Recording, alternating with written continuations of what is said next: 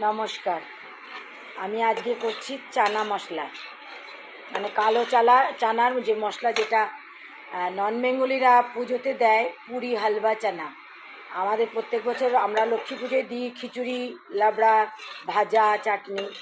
তো এবার আমার মেয়ের অনুরোধ, মা প্রত্যেকবার তো তুমি একই জিনিস করো, এবার করো একটু চানা মশলা, পুরি হালবা।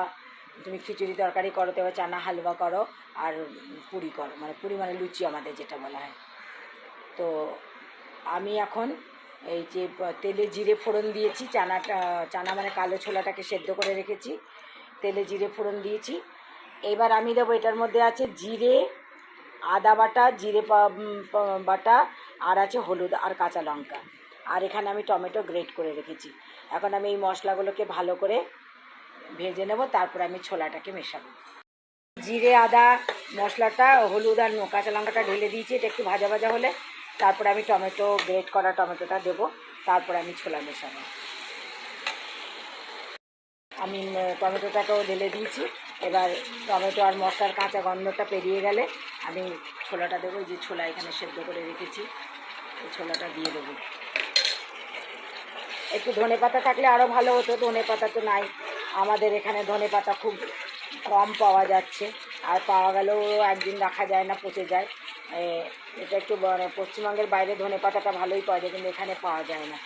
মশলাটা ভালো করে ভাজতে থাকি, একটু গন্ধটা, টমেটোর কাঁচা গন্ধ চলে গেলে, আদার কাঁচা গন্ধ চলে গেলে আমি ছোলাটা মিশিয়ে, এটা একদম মাখা মাখা হবে।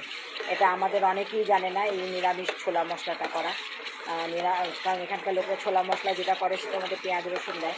তো নন বেঙ্গলিরা যেটা মানে ছোলা মশলা করে আর কি, চানা মশলা পুজোর জন্য, সেটা আমি দেখাচ্ছি। আর জিরে বাটা, আদা বাটা, কাঁচা লঙ্কা দিয়ে, ব্যাস, আর কিছু না। আমার মশলা অনেকটা ভাজা ভাজা হয়ে এসছে, তেলটা ছেড়ে এসছে। আমি হাফ কেজি ছোলাতে 100 গ্রাম আমি জিরে পাউডার দিয়েছি, আর হলুদ দিয়েছি।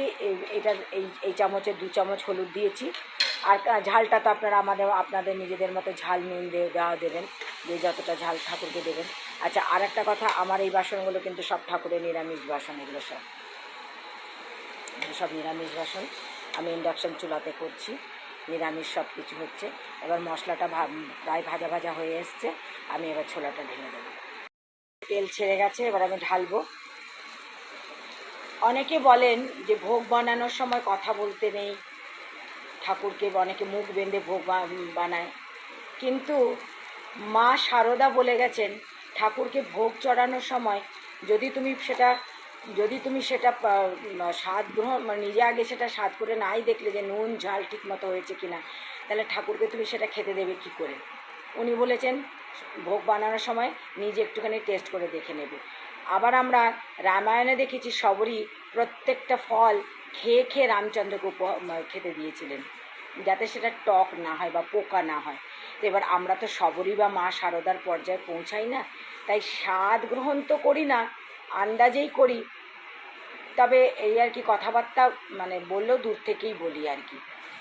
যাই হোক, আমার এটা হয়ে গেছে মশলাটা। আমি এবার এটা আঁচটা মানে বন্ধ করে দিলাম, দিয়ে এবার আমি এটাকে ঢালবো, ঢেলে আবার আঁচটাকে অন করবো। আমি ছোলাটা ঢেলে দিয়েছি।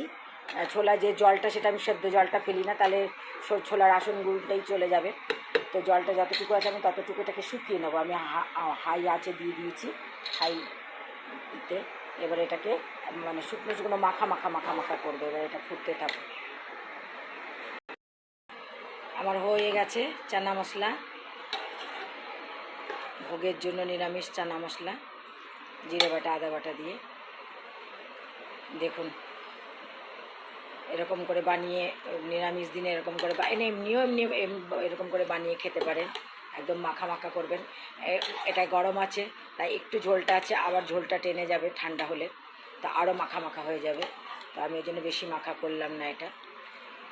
তো এই হলো আমার ভোগের আজকে। আমার শ্বশুরবাড়ির নিয়ম 7 রকমের নাড়ু মোয়া দিতে হয়।